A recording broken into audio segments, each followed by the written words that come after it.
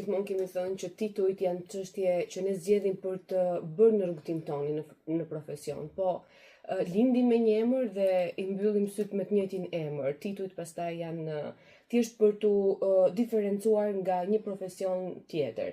Dhe Mike e Tempullit doja të isha, se në fakt Hyrida është një emër i rrjedhur nga një emër tjetër, dhe është emri i si me gjyshe, Hyrie, që është një grua me shumë potencial dhe patjetër me shumë autoritet, por jo autoriteti që ka frikën, po autoriteti që ti futesh dhe prezenca e saj ndihet edhe pa folur.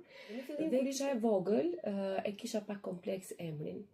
Po ajo ka qenë aq e zgjuar sa tha jo në juve nuk do t'ja vendosni kurrë vajzës emrin Hyrie, se ndoshta kur ajo të rritet, ky emër nuk do të jetë më në modë. Dhe unë mendoj që në një farë forme emri përcakton.